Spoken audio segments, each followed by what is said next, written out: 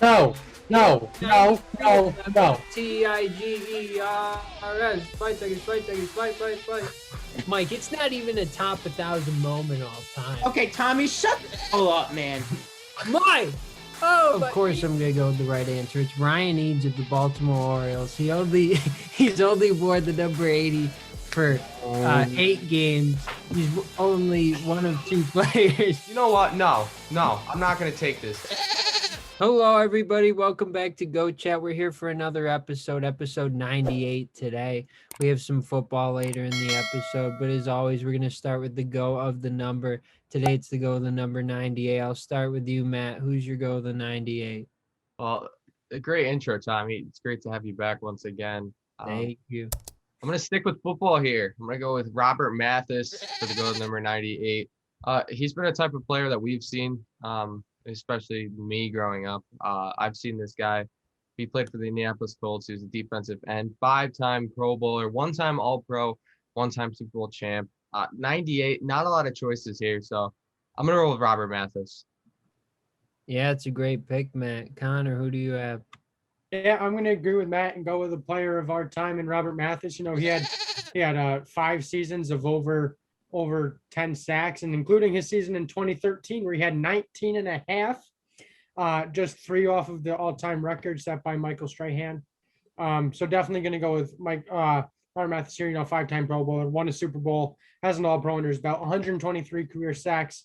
As Matt said, very thin number 98, but I'm going to go with Robert Mathis here. Yeah, it's another good pick. Mike, who do we have?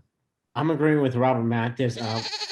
One thing I want to point out is that he was really good at forcing fumbles, 54 career forced fumbles. A few of his seasons, 10 forced fumbles in 2013, 8 in 2005, and 6 in 2003. He was just really good at poking the ball out, and as well as getting to the quarterback, and obviously helped Payne win his first ring in Indianapolis. I almost said New England, but in Indianapolis. So, yeah. All right, Tommy. Yeah. Who are you bringing to the plate today? Well, I'm going to agree. I'm going to go with Robert Mathis, and you guys gave all the accolades. I do have an honorable mention if you want to hear that. I'm all ears. Okay. We have Hoy Park. He's played 11 major league games, 1 with the Yankees this year, 10 with the Pirates this year. And that's why I didn't go with it, because I knew it wouldn't be well received. Oh, my God. 11 career games, could be the greatest to wear the number. This makes it even better. He only wore the number 98 for 1 game. But how did he play in that game, though? He went 0 for 1. Oh, wow. Tommy, if you actually brought that to the play, I would have died. I would have been laughing more than like. I understand that he was traded. The Yankees didn't want him. Well, I mean, he was a good trade piece. He was so good that they trade him away. But, I don't even know how you find these guys, Tommy, sometimes. I'm going to be honest. Well, there's only 3 players in baseball history to ever wear the number 98, and he's one of them, and he was the only one that played. Was he the best option? The guy who went 0 for 1 in 1 game? No, but he played for the Yankees, so that's why I had to go with him. But Hoy Park. I just here's an option here. You know, I mean, all throughout this series, you know, we have 1 number left. Yeah. This isn't like the goat of the MLB in numbers. This is the goat of the number all around. Yeah. Like, there are many other options. I understand this is just your honorable mention, but like many better players over the course of this series that could have been picked. Connor, it's a lost cause. Hey, how many times we've told of that? But see, if I didn't bring up Hoy Park, who else would do it? No one, and it would have been completely fine that his name wasn't brought up.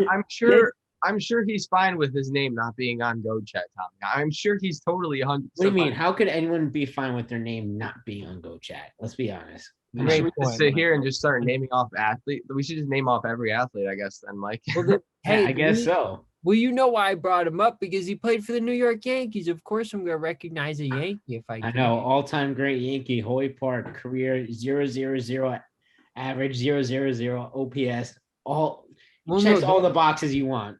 That was just with the Yankees. He's a 250 lifetime hitter with 1 home run. So, well, he didn't wear the number 98. Oh, that Pirates, right? Okay, well, I'm gonna cut this conversation off. Thank you. Number 98 here. You guys know we have one more go to the number left. You know, we've really appreciated doing this. We're really glad that you guys have appreciated hearing all of our go to the numbers. But luckily we do have that one more left next week. As we said last week, we have a whole bunch of NFL coming towards you guys. Last week was an AFC prediction video. This week we're going to be talking about the NFC predictions, who we think is going to come out of these divisions, potential wild card pieces there.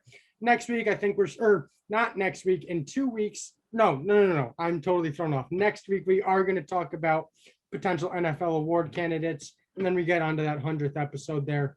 Huge couple weeks of content here coming from Go Chat. NFC predictions coming up next. Welcome back to Go Chat. We are back.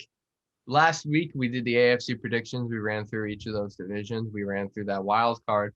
Now we're going to sit down and run through the NFC. We're going to run through each of those divisions, end up going to the wild card. And then we're also going to give our Super Bowl predictions, which Mike got right last year. We'll see if Stop putting all the pressure on me, man. I don't know what to do. Let's see if he could two-peat this one. But might as well jump right into it. I'm going to start with the NFC East. Last week, we started with the AFC East. Connor's Jets are in the AFC East. Now we're going to throw it to the NFC. Yeah, okay. This is just too much in my brain right now. But we're going to throw it to the NFC East, which has Mike's precious Dallas Cowboys in it. So with that being said, Mike, I'm going to throw it to you first. Who do you think is going to come out on top of the NFC East when this season ends in week 18? All right. I'm sure this comes as no surprise. I am going with the Dallas Cowboys. I think this division is going to be pretty close. I just think that the Cowboys offense will come out on top. I think that they're going to have a top 3 offense in all of the NFL. And I think that their defense has made strides this all season. They really only has somewhere to go, but up from last year. Made strides, hired a better defensive coordinator, brought in some pieces. So if they can be like around around 20th best defense in the NFL, I could definitely see them winning this division easily. I see them going 10-7 and beating out Washington, New York for the division, and I see the Eagles finishing in last. So I have the Giants coming in third. I am not very high on Danny Dimes. I just don't believe in him. Kenny Galladay already has some injury issues. Saquon Barkley, he blew up his knee last season, and he's still struggling to come back. Who knows if he'll even be ready for week 1 and when he'll be able to take a full workload on, and if he'll be healthy, if he'll be able to stay healthy. Both teams did make some strides, bringing in different pieces, but I still think that the Cowboys, as long as they stay healthy, are ahead of the pack. Okay. Connor. I think it's Ryan Fitzpatrick's year to make the playoffs. I think the Washington football team wins this division. You know, I mean, he's got a great receiver in Terry McLaurin. He's got a great slot guy who can be a running back, who can be anything that you want him to be on the field, in Curtis Samuel. Getting back together with Ron Rivera there in Washington. You got Antonio Gibson coming off a tremendous rookie year, looking to bounce even higher into the league with his second year. And arguably the best defense in the league, led by Chase Young, ferocious monster there on the defensive end. I have them going 10-7 and winning the division. You know, I don't think Dallas. I think Dallas will probably finish 9-8 and finish in second. The Giants are about 60% there. You know, they've still got to work. I don't think Daniel Jones is the answer, and their defense isn't great. You know, their defense definitely still needs some work. But I don't think the Eagles are going to be competitive this year. You know, I think it's really going to be another development year for Jalen Hurts. See if he is your guy there. You know, you traded away Carson Wentz, former MVP front runner there before he got injured. You traded him away. You believe in Jalen Hurts. I think it's going to be the year for them to see if Jalen Hurts is truly their guy there. But I have Washington football team winning the NFC East. Well, I just want to point out one thing with the Giants. I do think that their defense is pretty good. I think they were top 10 last year, if I'm not mistaken, if not top 10, top 15.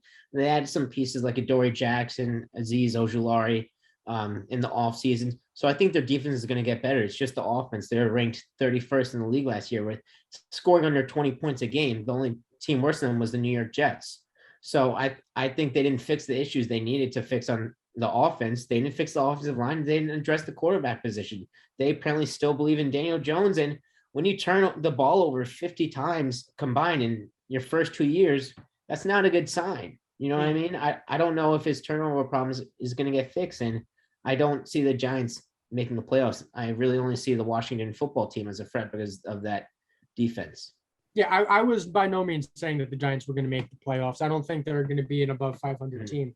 But you do mention their offensive line for just a second. They spent the number 4 overall pick last year or 2 years ago on Andrew Thomas. Well, I guess technically last year's draft on Andrew Thomas when Tristan Wirfs was on the board there for going to Tampa Bay, Mekhi Becton to the Jets, both really good rookie years. And then Andrew Thomas now in training camp this year isn't even getting work with the ones on that Giants offense. So definitely just a big bust there for the Giants draft. And is he actually not working with the ones? Not working with the ones. Wow.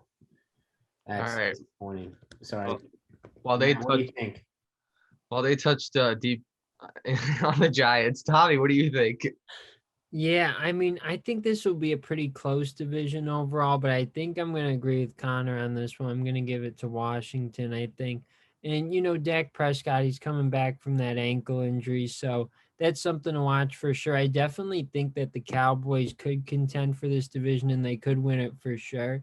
But I think there's too many question marks like right now because you've seen year after year, right? They have the chance to win that division. They're not able to get it done. And I think that, you brought up a lot of good points, Connor. I think that Washington's really progressing and they're going to take that next step this year to win the division. But I think it'll be pretty close. I think the Cowboys will be right there, but ultimately Washington's going to come away with it.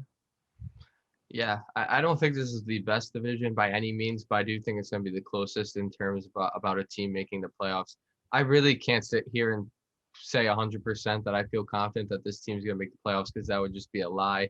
But I do have the Washington football team in the playoffs, 10-7 record, just sneaking in. What I like about Washington is their defense. I don't think it's a top 1 defense. Connor, did you say it was a top 1 defense? Or? I think they're one of the best defenses in the league. I think they could end this year at number 1. Okay, yeah, I would say at best they're top 5 defense. I wasn't sure if you said they were the best, Connor, or not because I kind of blanked out a little there. But no, I love Washington's defense, and then now they're throwing in a quarterback. I mean, if they had Ryan Fitzpatrick last year, I feel like they would have. Oh crap, they made the playoffs.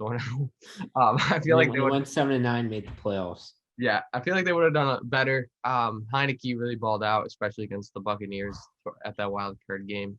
So I feel like if they had a quarterback there, they'd be a better team. So that's what I like about them. Terry McLaurin, Antonio Gibson. I'm hoping Gibson is going to be healthy. I mean, turf toe injury last year, that's a tough injury to come back from. So I hope he's going to be healthy. And also like a sleeper guy. I don't know if you want to tune in for fantasy for this guy, but Logan Thomas.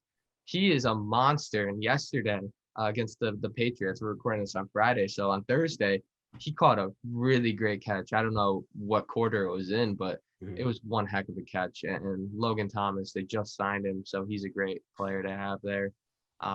So I got Washington. In terms of the other teams, Dallas, they do have a really good offense. Mike, they're not a top 3 offense. I can name like 6 more offenses better. Packers. What offenses? Packers, Buccaneers, and Chiefs automatically, and then I got the Bills at 4, and the Titans at 5. How are the Titans a better offense than Dallas? I mean, they have a top 3 running back in Derrick Henry, and then they have one of the best receivers in Julio Jones, who got traded there, and then they have A.J. Brown too. And I think those 2 receivers are better than the Dallas core 3, to be honest. Probably the duo is better, but I think the 3-headed monster that I think Dallas has a receiver with CeeDee Lamb, Amari Cooper, and Michael Gallup. I think they combine along with the good offensive line, Dak and Zeke. I think, and plus they play really fast. They were one of the fastest teams in terms of pace of play last year in the NFL. So I think I could easily see them scoring 28, 30 points a game. They're going to need to, with that defense. We'll see what improvements Dan Quinn was able to make as well as the players, but we'll see. One thing I do want to point out, are you going to say something, Matt? I wasn't done with my whole thing, but go on. No, go ahead. Okay, they're not a top 3 offense. Sorry about that, Mike. I know it kind of hurt your feelings there, but I don't like their defense. That's why I don't have them winning the division. Giants, I think if their offense is there, then they can make a push for the playoffs. But like we've talked about, Daniel Jones is just not in. And as for Philly, really just a question mark. Jalen Hurts looked pretty good yesterday. He was slinging it to the tight ends, Zach Ertz and Dallas Goedert. And if they could get something going there with those dual tight ends, maybe they could get a run pushing there. But Mike, you could go on now. Yeah. One, you guys mentioned that Washington brought in Ryan Fitzpatrick, and I kind of feel like he's the exact opposite of Alex Smith. I feel like he's going to drive the ball very far down the field. He's still going to take those big shots, even though he doesn't have the strongest arm. But really, when in his career, besides 2015 with the New York Jets, has he finished with an above 500 records? I mean, he would have if he started for Miami last year. Yeah, probably, but he wasn't starting. You know what I mean? And but still, you can't just diminish him as a player because a coach decided to put in a younger guy when he was balling out. We all know that. Like he was playing good as quarterback. We got to look at some of the offenses that he was put with. I think about that 2015 Jets team that he was the man of. They had a great receiving core in Brandon Marshall, Eric Decker, a young Quincy Enunwa. They had great receivers for him to throw the ball to. And now you have Curtis Samuel, Terry McLaurin, who's going to be great. He's going to be able to stretch the field. He's a great route runner, great off the line. He's going to be able to get the ball in open space, and Fitzpatrick's going to be able to hit him. He has these receivers, and he has a great running back behind him. Obviously, turf toe injury. Hopefully he comes back 100%. But even if he doesn't, they have a great pass-catching running back in J.D. McKissick behind Antonio Gibson. They have pieces for Ryan Fitzpatrick to succeed, where I think these other teams in the past, Buffalo in the late 2000s, Cincinnati, all these other teams, he wasn't set up for success. Mm-hmm. That's totally fair. I think just one big concern is just the amount of interceptions he throws. He throws a lot of picks every year, and that's due to him really trying to push the ball down the field. So I think if he's able to limit the turnovers in Washington, they'll find some success, and they really could win the NFC East if he keeps it under like 12 interceptions. But even in 2015, when he had that phenomenal season, he still threw 15 picks. So we'll see what happens. But yeah. We move on to the NFC North. In this division, we have the Green Bay Packers, Minnesota Vikings, Chicago Bears, and the Detroit Lions. Tommy, we haven't heard from you in a while. Who do you think is going to come on top of the NFC North?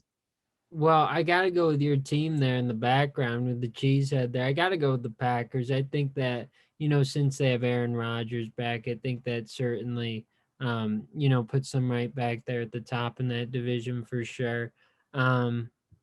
But let's take a look here. I mean, I think they are the clear favorite. I think that the Vikings will finish behind them. I think that they have a solid team, but we've seen the Packers year after year. They're pretty consistent. I think they'll be back at the top again. Good analysis there, Tommy. Connor. All right, now it's time to get down on Matt's team. No, I'm just kidding. Yeah, Connor. No, it's the Packers division to lose. I think they're a great team. I think they could finish the NFC with that number one spot there going into the playoffs if everything goes the right way for the Packers, which I think it will. But I don't think this is necessarily a bad division. I think we could potentially see a wild card team come out of this division based on how other things roll out. I don't think the Lions are going to be very competitive, but Chicago has a rookie quarterback. I don't know if they're going to be going with Justin Fields or if they're going to be going with Andy Dalton. But, the Vikings, they have a great receiving core there. If it's all on Kirk Cousins there in Minnesota, but there are three very good teams in this division, and it all bases on how they play. But on paper, there's three good teams, but the Packers are going to win it. Mike. Yeah, I think the Packers are going to win it. I think it's going to be a little closer than a lot of people think it's going to be. I think the Vikings are still a really good team, even though they had a down year last year and missed the playoffs. They're getting a lot of pieces back on defense, like Danielle Hunter, Michael Pierce. They added Dalvin Tomlinson to shore up that run defense, which was horrid last year. And they added Patrick Peterson, who's still more than a viable cornerback in this league. So I think the improvements they made on defense, and they added Christian Darrisaw in the draft. Even though Dalvin Cook ran through the league last year, the offensive line was still pretty darn bad. So I think Darrisaw will help out with pass protection and still creating more holes for Dalvin Cook. And we know how talented he is. So I think the Vikings can really challenge for them. And I think they're going to be one of the wildcard teams in the NFC while the Packers win it. Sorry. Okay. Yeah, I think the Packers are going to win it. I don't really have to tell you guys that. I feel like you guys would know that. 13-4 record. Like I said, one of the best offenses in the league. I think that they're just going to keep that offense momentum. Devontae Adams, with the addition of Randall Cobb, really excited to see what he does in the slot and with the connection he has with Aaron Rodgers. Actually living with him right now, currently in Green Bay, while Randall is trying to get his family up north. But in terms of the other teams, I think the Vikings are still a good team. But the Bears and the Lions, I don't think that they're gonna be competing in the playoffs. I mean, I'm not a Justin Fields believer. I think we know that for a fact. So if Justin Fields does come out and isn't a bust, then with that defense, if that defense is playing it just as good, they fill the Kyle Fuller spot, then possibly they can make a playoff run. But I just don't see it. And the Vikings did have a really good end of the year last year. I mean, we think about they started the year off awful. They lost 4-4, I think. Yeah, they lost a close game to Tampa Bay. I mean, I think if they made all their field goals, they would have won that game. So the second half, I think, was positive look for them, and getting Darisaw too for Cook is really helpful. Matt, I have a question for you as a Packers fan. You might have more insight. But with the addition of Randall Cobb, how much do you really think he's going to contribute to the offense? And who is he going to take snaps away from? They have Devontae Adams, MVS, Allen Lazard, who's coming off of an injury. A lot of people may have forgotten that name because he really wasn't on the field all that much last year due to the injury. Who do you think Randall Cobb's going to take snaps from, and do you think he's going to be able to have that old connection with Rodgers? He's definitely going to be taking snaps from Lazard if I had to pick someone. MVS is going to line up on the opposite side as Devontae. MVS is kind of a bigger guy. They actually both are big, MVS and Lazard, but Lazard usually plays in the slot, I'm pretty sure, and MVS is the deep ball. We know that deep ball connection. Yeah, he's fast. But yeah, I think Randall Cobb is going to go right into that offense. I think a slot receiver really fits LaFleur's system, and I truly think he's going to be playing if he stays healthy. Obviously, he battled injuries the past 2 years, so if he's staying healthy, I think he's going to continue to play. And I think he's going to keep that connection with Aaron Rodgers, because it's not just a connection of a quarterback and a wide receiver. It's more of a connection like a brotherhood, just how much they're best friends. I mean, they go to Kentucky Derby together, so, and we see those best friend connections, from Green Bay all the way to Dallas with Dak and Zeke. So I think that connection is still going to be there. Any final thoughts?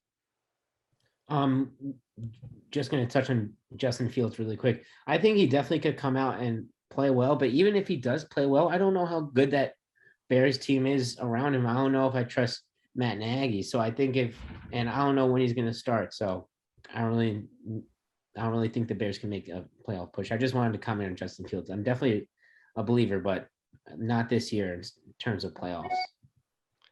Okay, going over to the Super Bowl champion division.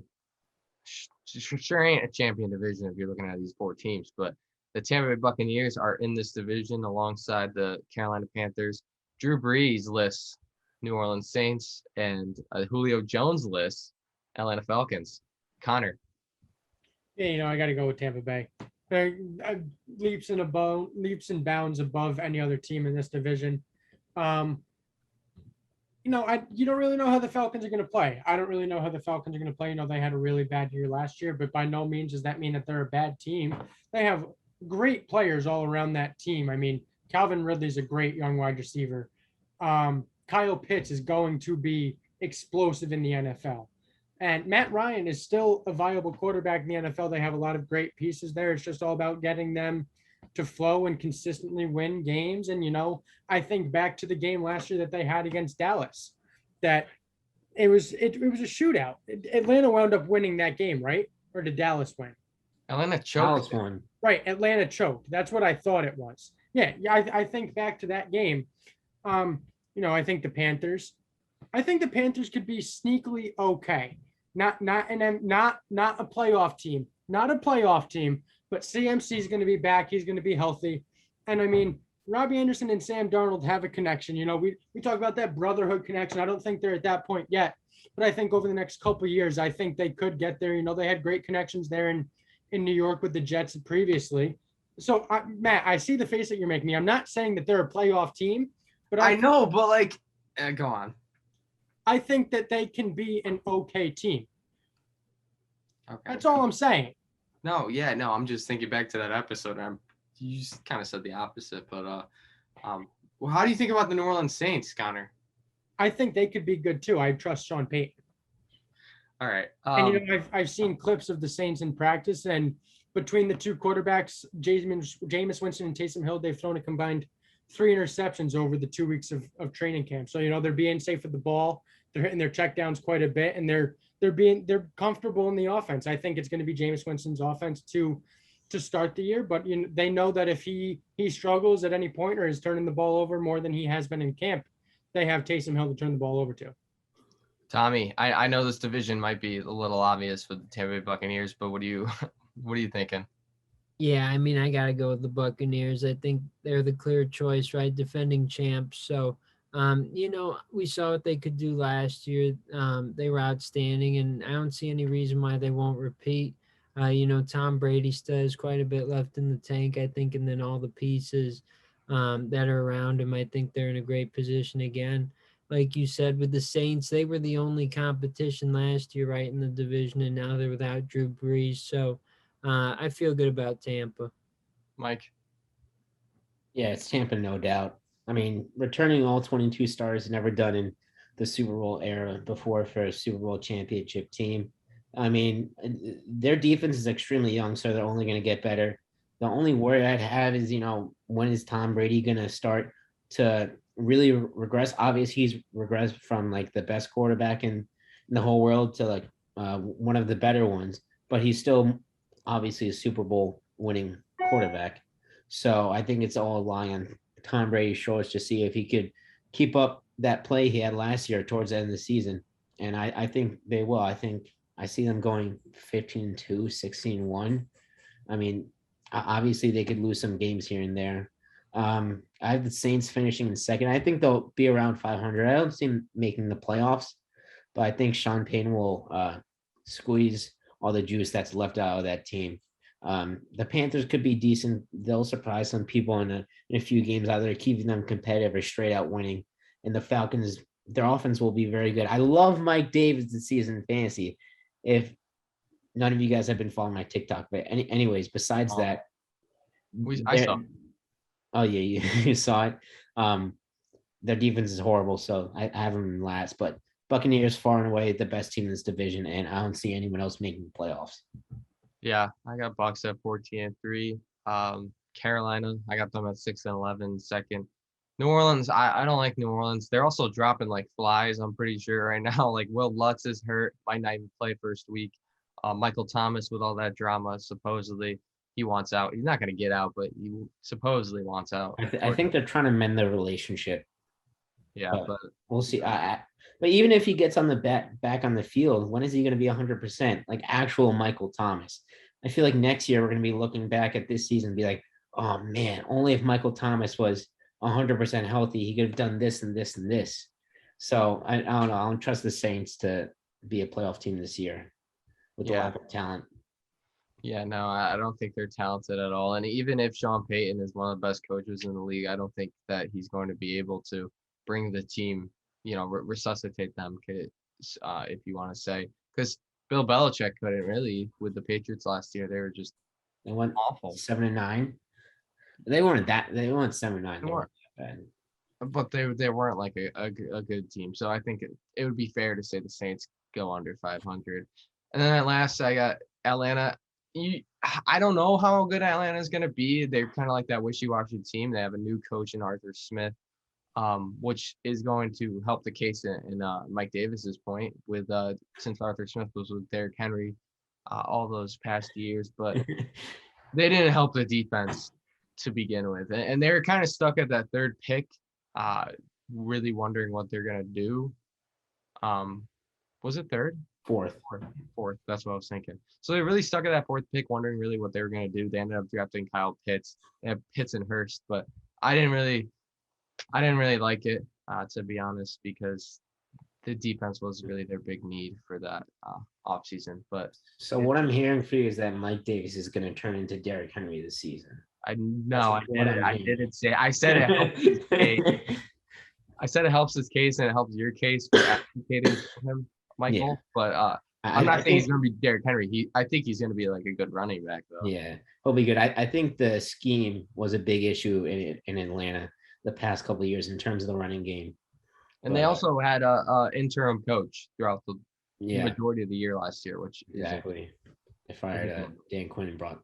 I think it was. I don't know who their interim coach was. I think it was their DC. Who knows? But moving over to the NFC West, one of the better divisions in the NFL. Could we see a tight race in the NFC West, Connor? I think we could.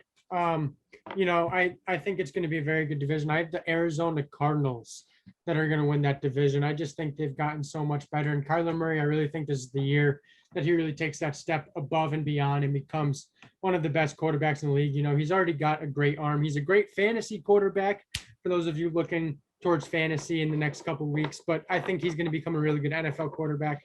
He's got a great connection with DeAndre Hopkins. And, they lost Patrick Peterson, but they gained Caleb Farley in the draft, who is a very good young cornerback. He was rated a lot higher, and then he suffered with a back injury in college, and then obviously couldn't be at the draft because he had COVID. So he spent the night getting drafted in a room isolated by himself. Farley was drafted. sure Farley's on the Titans. Farley's on the Titans. Who did oh my God. They drafted Zaven Collins, who ended up getting arrested, I think. That's right. Oh my God. This was they signed Malcolm Butler, but that's pretty much the extent that they went towards to reforming their cornerback room, which is a big issue. You're so right. That was such a big brain fart there. Oh my God. We have those days, Connor. That was such a big brain fart. I think you were thinking back to your mock draft. You had a mock to the. You're right. Cardinals. You're right. You're correct. You're correct. Yeah, but they added JJ Watt, the biggest piece that the Cardinals added this offseason. I think that's going to be a big step over the edge. And the second, I have the Rams. I think Matt Stafford steps into that win now situation and delivers. Another good fantasy potential piece is Robert Woods, a good 3rd, 4th, 5th round wide receiver there. I think he's going to be productive this year. And then I have the 49ers. I think the 49ers are going to be good. I don't know if it's going to be Trey Lance's team right away, but I think they're going to be solid. And I have the Seahawks finishing in last. Do you have the Seahawks making the playoffs or no? That would be wild if it's possible, but that'd be wild if 4 teams made playoffs. Just curious, who are your wild card teams from the NFC? From the NFC, I have the Rams, I have the Vikings, and I have the Cowboys sneaking in at 9-8. Wow. So you think the 49ers are gonna be 9-8 and the Seahawks are gonna be 8-9? I don't think the Seahawks finish above 500. Wow. That's all right. Take it away, Matt. No, I was going to send it over to you, Mike. We were going to do NFC wildcard teams next, but Mike, you go. I got to disagree with you, Connor. I think the Seahawks are actually going to finish in first place in this division. And I honestly think if you choose any of these teams to finish in first, I can't call you crazy because this is going to be a race to watch. This is going to be a race for the history books because all these teams are so evenly matched. This is going to be so competitive. Each division game is going to come down to the wire, and they are all so important.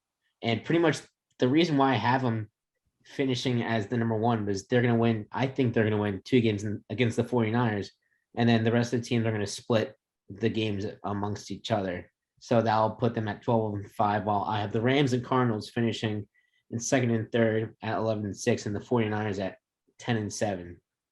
So, and I think a big reason why I have the Seahawks as high as I do in first place is because they really started to turn up with their defense near the end of the season. They started off horribly, almost as bad as the Cowboys last year, and they still finished middle of the pack. Jamal Adams started playing better, and they made some changes schematically, and now they bring in a new offensive coordinator from the Rams. I forgot his name, but he wants to up the pace of play. He wants to, do more no huddle, pass the ball more, move the ball quicker. And I think that's going to result in a lot more points with Seattle, which is what they struggled with in the second half of last year. They came out all guns blazing, but then just it hit the fan and splattered everywhere. But I think the Seahawks are going to come out on top. The Rams are a phenomenal team to look at with Matt Stafford there now. I could totally see them coming out on top and honestly possibly winning the Super Bowl. But the Cardinals as well, just that their quarterbacks stink. Like they stink really bad. I don't trust Malcolm Butler at all. So and with the 49ers, like they're still a pretty good team. They could definitely make the playoffs, but that's just what I have right now. Sorry for rambling a little bit. You mentioned Jamal Adams' name. He hasn't even had a single practice snap this entire offseason. Yeah. Is he injured? Or no, he's holding out for his contract. Contract dispute. When I tell you the Jets made the best deal they ever made to get 2 first-round picks for that guy, I mean, stole him. All right, Tommy, look alive. Hey. What do we got for the NFC West? What'd you say? What do we got for the NFC West? I gotta go with the Rams for this one. I think that the addition of Matthew Stafford is big there. But like you said, I think the division will be really close the whole way. I think it's gonna be fun to watch. I agree. I think there are a couple teams that could come out of that division, but we'll have to see. But I have the Rams. That's a great pick, Tommy, because I love the Rams this year. I got them in the winning this division. I got them at a 13-4 record. That's just how I think of the Rams. You look at their defense last year; it was amazing. They did lose John Johnson, but they still have Troy Hill as well. What? Troy Hill, cornerback. Troy Hill also a big piece there. Yes, but they still have Jalen Ramsey. They still have Aaron Donald. They still have those pieces. And I still think that they're going to be a good defense there. And then you look at their offense addition. They shipped out Ryan Reynolds, and Jared Goff, and they added Matthew Stafford, who, in my opinion, is a gem. He is a great quarterback. He was just in an awful organization with an awful offensive line and an awful defense in the Detroit Lions. And he's going to be shining in LA. I think very highly of this team with Cooper Kupp and Robert Woods. I understand that they got Cam Akers got hurt, but still, Darrell Henderson Jr. is there, and I still think that they can fill that running back position, since that's kind of what they did last year, splitting snaps. As for the other teams, Seattle Seahawks, I still think are going to be a really good team. I think they're going to be one game away from that Rams and competing for the spot in the NFC West, and then the 49ers too. I think that the 49ers are going to be great. I think Jimmy Garoppolo might have struggled in the beginning, but I think if he struggles in the beginning, you throw in Trey Lance, and that guy's got talent. And when you got talent thrown to George Kittle, I think that this is a team that you're going to have to look for. As for the Cardinals, I don't think the Cardinals are going to be that good. Sorry. I don't believe in Kyler Murray. I just don't. And then why? I'm just curious as to why.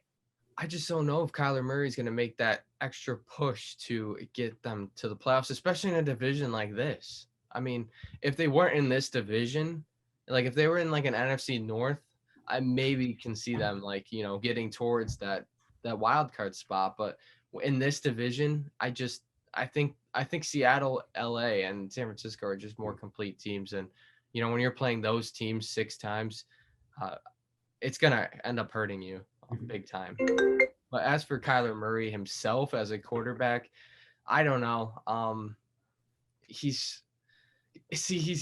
not a huge fan of those Lamar Jackson type of quarterbacks where they're runners. I think he's better throwing the ball than Lamar Jackson. Not a better quarterback than Lamar Jackson, but better throwing the ball than Lamar Jackson. And, I think looking back at last year, he had a fairly good season. He made a Pro Bowl, but I think that DeAndre Hopkins really helped that.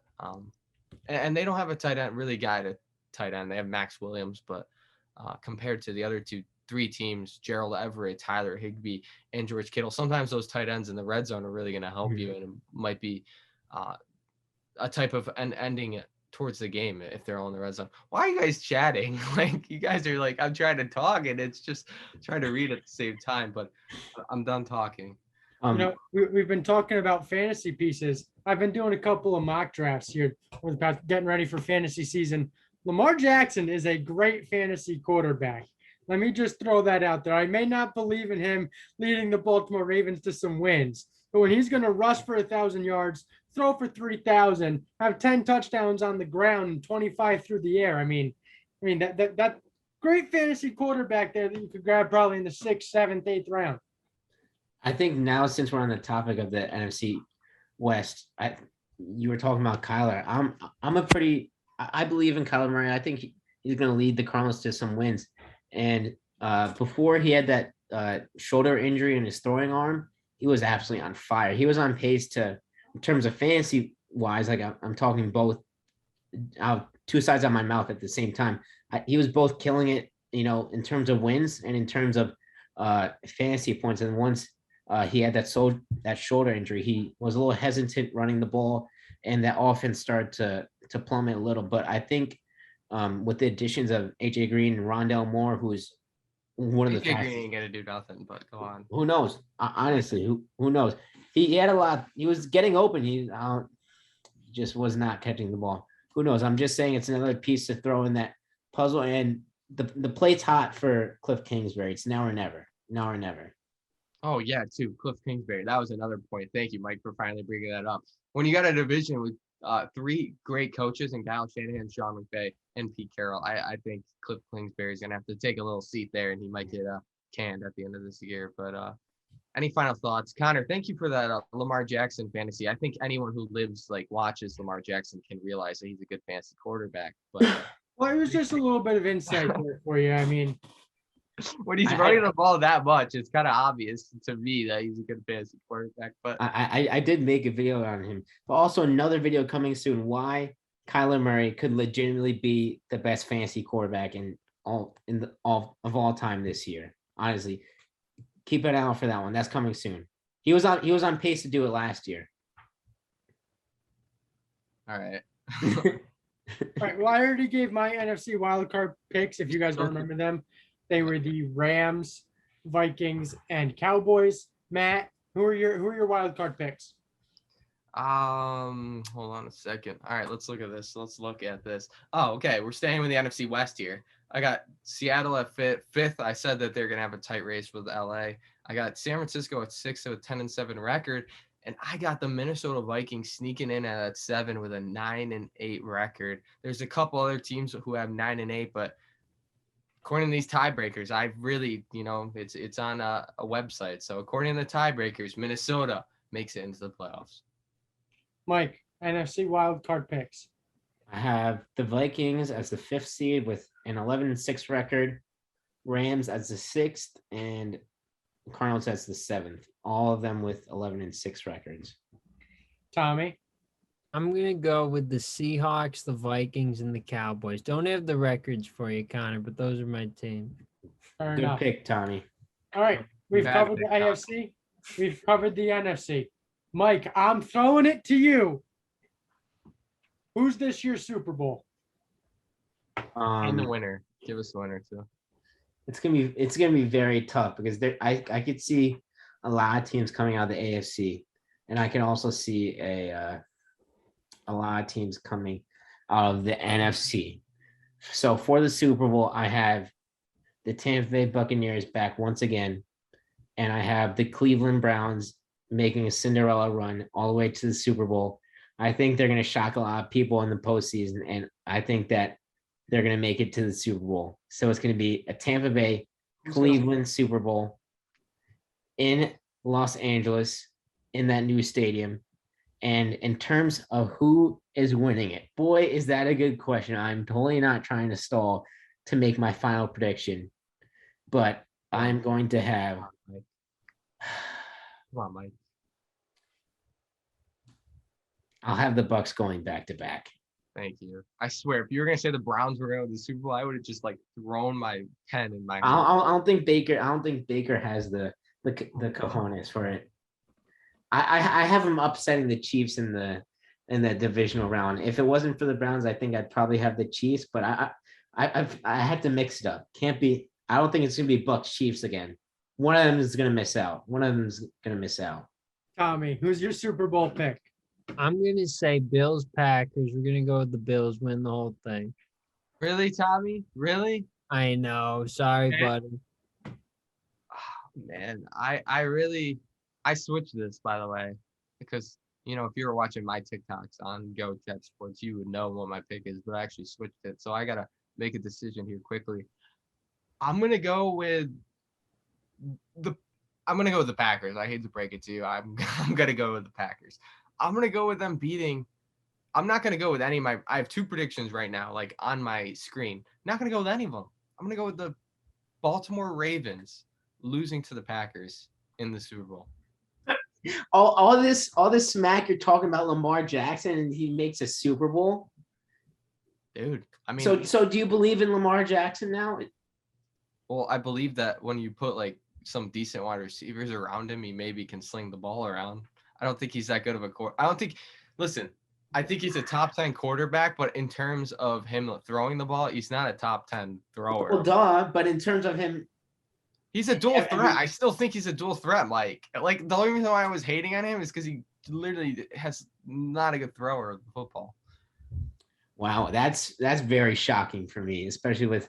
Look, it's not more shocking than the Cleveland Browns making it. Why? Let's be real here. Why? No, considering what I thought Matt thought about Lamar. Absolutely. Considering Matt's opinion, it's shocking. Yeah. But we're talking in A terms of top 5 quarterback doesn't need to go into the Super Bowl. Tom Brady was not a top 5 quarterback by any means last year, and he made it to the Super Bowl. So Yep. it all depends on what the team around him. And I still think John Harbaugh is a good coach. And with that type of defense, I still think that they could make a push to the playoffs. And, I got them as a 3 seed. And obviously last week I didn't, but this week I do. Beating the Bills and quite possibly being the Chiefs. Definitely a possibility. I could definitely see Lamar leading them to the promised land. Anyways, Connor, go ahead, give your pick. Well, I'm going the Battle of New York, the Jets versus the Giants in Los Angeles. The two worst offenses from last year. Absolutely. No, I am going to go with the Kansas City Chiefs facing off against the Green Bay Packers. And the Packers bring it home one last time. They that one last dance, they get it done. Aaron Rodgers rides off in the sunset. A happy man. Retires, right?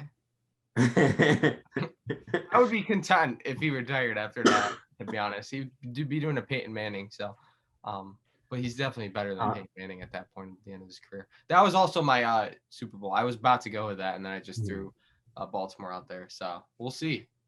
If Mike's not going to be right, I'll tell you that much. Mike is not going to be right. Sorry to break it to you. You're not going 2-0.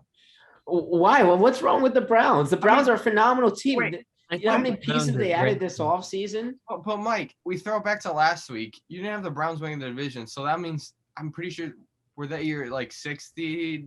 They were my 7th seed. I have them beating the Bills, the Chiefs, and then upsetting the Ravens. All away games. I have them going to the Super Bowl, and then they're getting smashed by the Bucs. Yep. I honestly think they can do it. I really do think they can. They've made so many additions to that defense, and I really think they can. I think it's going to be something that isn't necessarily all chalky. Okay. And one thing I do have to say, this could come back to bite me in the butt. I don't see the Packers winning the Super Bowl. I can see them making it, but I don't see it. I don't think that they improve. Well, I surely don't see the Browns making the Super Bowl, Mike. So ditto to you over there, man. Just to combat that point, I think there's a different atmosphere in Green Bay. They got Aaron Rodgers back on the field. You have Randall Cobb there. Devontae Adams is back. I mean, they've got this one last dance type last dance atmosphere. mentality. And I think they're going to be something special. Mm-hmm. I think it's going to be something that we have to tune in every Sunday at 4:25 to Fox to see those games. I think it's that type of special that's going to be what's going on in Wisconsin this year. Dude, I'm gonna be like crying midway through the season. I'm not gonna lie. I'm gonna be very emotional this season. All right. Well, I think, does anyone have any extra thoughts, or does that put a wrap on our NFL season predictions? Browns sure as hell ain't winning. That's what you guys said last year about the Buccaneers. And well, like I feel like the Bucs was definitely a better choice because it's Tom freaking Brady. But compared to Baker Mayfield, I'm telling you, there is so much talent on that team. everywhere. They have absolutely no weaknesses. Really, their weakest spot is the quarterback position. I still think Baker's a top 15 quarterback, and I think he'll be able to get it done. That running game and that defense is gonna lead them to a Super Bowl appearance, in my opinion. I know. In your perfect world, is OBJ on the field for all 21 games? I don't really think he needs to be. Obviously, it'll help, but I don't think he needs to be. I think their offense is still going to be lethal. And not to beat the horse or anything, Mike, but the 7th seed is what like gets me more because they have to go through the number 2 seed and the number 1 seed. Hey, And I'm guessing the number 3 seed too, or is that? yeah, I said they're being the Bills at home, the Chiefs at home, the Ravens at home. Then they're meeting Tampa in Los Angeles. Well, Matt, I really think that there's a good shot at this happening. I think this has the highest predictability of becoming a reality. Matt, And obviously, I could be totally wrong. They could both go out in the first round, but from my view, this is what I see happening. I don't think it's going to be Bucs Chiefs again. I don't think it's going to be Bills, whatever. I think a sleep is going to come through the AFC. I'm telling you, I really do think it's going to be the Browns. You and I are going to be out in Los Angeles when it comes to Super Bowl time. The Packers are in the Super Bowl. We're going? I think I have. Like, you can join me if you want, but I think I have to go. I mean, like, could be Aaron Rodgers' last game. It's going to be so expensive. Oh yeah, I know. I don't like $500 for like a nosebleed. Yeah, we'll see how it goes. I think we already like beat this whole segment down. To be honest. But we got the go to the week coming up next. We got some great picks, all baseball for once. So Here we'll see we you go. Gotta love it. Welcome back to Go Chat. We are here with the Goat of the Week segment, our last segment where we pick a player, an athlete who has really stood out and performed above and beyond this past week. There are a lot of good options this week, a lot of baseball players. So Matt, since you love baseball so much, I'll swing it to you first. Yeah. And also, by the way, Matt did win last week with Kevin Durant. Go of the week, number 20 something. He's like 10 ahead of everyone. So it doesn't really matter at this point. But Matt, go ahead. I think I'm at 24. Shout out to Kobe. But I know you're boys with him. Yeah, that's my guy. But for the go to the week this week, let me set the stage for you. One of the biggest games in the MLB season in Iowa, guys. Iowa. No, it's not a movie. I'm telling you, this has happened in real life. Cornfields all over outside the stadium. It's a nice dark night. It was around 11. I could be wrong. No, maybe 10:30. 10:30 sounds about right. Tim Anderson walks up to the plate. His vote is Tim Castro. He said it. No, Tim Anderson walks up to the plate. Zach Britton, the dumbest guy ever, throws an easy pitch right to Tim Anderson. Tim Anderson, bang, hits it, home run, wins the game. The Field of Dreams game. The fireworks are going off. Fans are going wild. Yankees fans are crying. White Sox fans are cheering. It's like a movie, guys. It literally is like a movie. Tim Anderson is my go of the week for that walk-off home run in that Field of Dreams game. Zach Britton threw a low and away sinker. I mean, there was nothing more he could have done. Yeah, what are these personal attacks on Zach Britton? Oh my goodness. Listen. I think he deserves them. He got lost in a corn maze, first of all. That's my first half of this whole, like, being an idiot. And then Tim Anderson, one of the best players in ever, comes up to the plate and just swings it. Boom! Home run. I mean, right, well, it's the best choice here. Let's go of the week, Tim LeCastro. Yes, sir. Imagine if Tim LeCastro was actually playing in that game and he hit the walk-off home run for the Yankees. How cool would that have been? It's my fault because I said Tim LeCastro like earlier, like while we were off air. Yeah. It's my fault for getting myself confused. So, all right, Tommy, who is your goat of the week? Well, I have so much to say about Matt's whatever that was. First of all, I'd like to clear the air. Zach Britton, wonderful man. He did make a bad pitch. And got lost in the corn maze. It did. But that Field of Dreams game is absolutely incredible. I'm sure a lot of our viewers watched. I think that's one of the coolest things that baseball has done. A couple years ago they went to London. They've done a couple cool things these past couple years, but that was incredible. I mean, with Kevin Costner there, throwing out the first pitch and them all coming out of the corn maze, I thought it was great. And I'm going to go with a guy that hit 2 home runs into the cornfield. We had Aaron Judge, who he always comes through in the big moment. Like you said, Matt, it was a huge game. How many World Series rings does he have? He's not the whole team, Matt. He can't put the whole teim on his back. He's I'm one sorry. man. That's an argument for Tom Brady, so I might as well just throw that for Aaron Judge too, right? Oh my gosh. Tommy's not out here saying he's one of the best ever. He's saying that he comes up in the clutch. There was 2 outs, and he hit a 2-run home run that allowed the Yankees Tim to get Anderson, one run, okay, and Tim Stan Anderson hit a home run for them to take the lead. All he's saying is that he came up in the clutch, not that he's being compared to rings. Tim Anderson came up in the clutch too. But How many rings does Tim Anderson have? He's none. He's none. You're saying Tim Anderson is one of the best ever? I know. What was that? All right, go ahead. But no, I mean, he comes through in the clutch there in the 9th inning. They're down 7-4, hits a big 2-run home run, puts them in a big spot. And that came with 2 outs, by the way, that whole rally, and the Yankees eventually take the lead. And they take the lead. And then, obviously Tim Anderson hits that walk-off home run.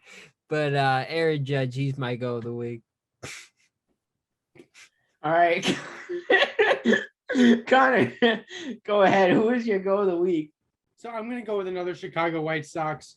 But I'm not going just with his performance in the Field of Dreams game. He's been so incredibly out over his last 5 games. He did have a home run in the Field of Dreams games. I'm going with Eloy Jimenez. Just to talk about the Field of Dreams game just for a second. I mean, incredible actor by the MLB. I've watched the clip of Kevin Costner stand on the field and both teams emerging from the corn probably 4 or 5 times. It gives me chills, goosebumps every time. Being a kid that grew up watching Field of Dreams, such a great movie.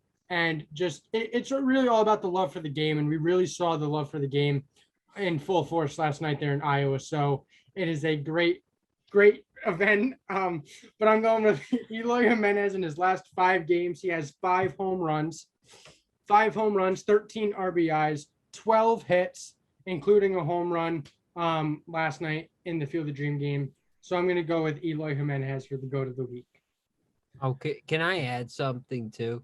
I was a little distracted there, but Aaron Judge has played really well over the last 7 games, by the way. 3 homers, 9 RBIs. 7 games or 9 in 1 week, Tommy. Well, hey, I mean, I want the viewers to know the whole situation. And he's hitting 300 as well. So how can you not go there and Judge? But just wanted to add that. All right. A bunch of great picks here. And just quickly to touch on the Field of Dreams. I have not watched the movie, unfortunately, but I think the MLB did a phenomenal job. I mean, I tuned in and it was one of the best baseball games I've ever seen. It was, I wish they were playing the whole series there, much less just one game. They're taking the day off today just to fly to Chicago and finish the series off there. But I definitely very soon, hopefully this weekend, I got to check out Field of Dreams. But my go of the week is also going to be a baseball player. He has made appearances before in this show, a very famous appearance in episode 50 in which Tommy picked him for golden number 50. Rightly so after this performance he just had this past week. Adam Wainwright. Oh, wow. With the Mathis shutout. For those that don't know, that is a shutout under 100 pitches. In fact, he didn't even throw 100 pitches. He didn't throw 90. He threw 88 pitches, a 2-hitter, 7 Ks. And to add insult to injury against the Pirates, in which the team he threw against, he had 2 hits and an RBI. He went 2 for 4, threw a shutout in 88 pitches with 7 strikeouts and an RBI. Did he hit a home run into a cornfield? You know, cornfield. Did he win the game winner into a cornfield? Has he hit 5 home runs in his last 5 games with 13 RBIs?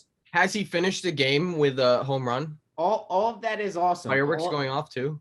All of that is phenomenal. But the fact of the matter is, Adam Wainwright has done something that has not been done since, oh my God, I forgot the but he's 40 years old right now, Adam Wainwright, and there's only one player to toss a Maddox shutout that was older than him. All right. So 100% has to be Adam Wainwright this year. And he's having a pretty darn good This year. year? Don't you mean this week? He's This not the week. goat of the year. This week, who knows? He has. I don't know. With Connor's takes, he might be. With the Tatis, a male athlete of the year. Hey. Okay, let's not go think back to that. Let's Wainwright not could go be the back to goat that. of the Let's focus on Adam Wainwright, the GOAT of the week. All right. The best pitcher in the MLB this past week. Got it? Good. We got it. If you're voting for GOAT of the week right now, click to that next slide and tap Adam Wainwright. Thank you. Honestly, Andrew Heaney's better than Adam Wainwright. Oh, Honestly, Andrew Heaney gave up like 7 runs against the White Sox. Heaney's gonna bounce back. Hendog has gotten off to a bad start. Heaney is He will- terrible. I He's- literally picked against the Yankees in GOAT picks because Andrew Heaney was on the mound. Well, That was the sole purpose in me picking the White Sox. Connor, I can't say you're wrong with that assessment, but at the same time, he's a Yankee, and we gotta have faith in him as No, Yankee. I hate Andrew Heaney. I can't. He's gonna turn it around. I was arguing with my little brother that he opened the game with 2 outs, and Tyler's like, "Oh, he's so good. He's such a good pitcher." I was like, "Oh yeah, watch this." Tim Anderson, boys, vote. I was like, "Oh yeah, watch this." Next pitch, Jose Abreu hit the home run. Wow. Well, Wow. it's been a great episode. Kind of got off task, but You know what? what, Mike? Matt, I mean, Connor, how old is your brother? Like, He's 10? almost 10. We don't have to be talking about. Cut him some slack, man. I mean, hold on. Don't worry about it. I'm just trying to make my case for Adam Wainwright right now. Okay. That's all I'm trying to do. Okay. That's really all I'm trying to do. As long as I figure out what's going on in my computer right now. It's not working, but Well, that's the end of Go Chat. Episode number 98. You tune in next week. Will be episode number 99, the awaited episode number 99. Would that go to the week or go to the number rather? We got a little teaser here. Aaron Judge was my go of the week, and then he's gonna be my go of the number 9. So, Oh man, Tommy, I think we might have to kick you off the show if you do that. But well, we'll see. I'm just kidding, Tommy. You know I would never. Oh, thank you. All right. That's the end of the episode. Make sure to subscribe, follow us on Instagram, check out our TikToks. We've been posting there a little this week, and we sure will be this upcoming week too. Next week, we're all going to be back in Ithaca, so not going to have the same backgrounds. You could kiss this background goodbye. I know everyone loves it, so that's gonna be very weird to be back in Ithaca with a new back. Obviously, you guys went back last semester, but I did not. It's gonna be interesting. we've never seen Mike with a different background, so that's going to be one thing. I know. The Miami Heat, New York Jets, that's whatever. They're making their. Hey, Adam All right, Wainwright. we're gonna end the episode right here. Go of the week. If you made it through this episode all the way here, comment down below. Pickles. We will see you guys next week. Comment down below. Adam Wainwright is the go of the week.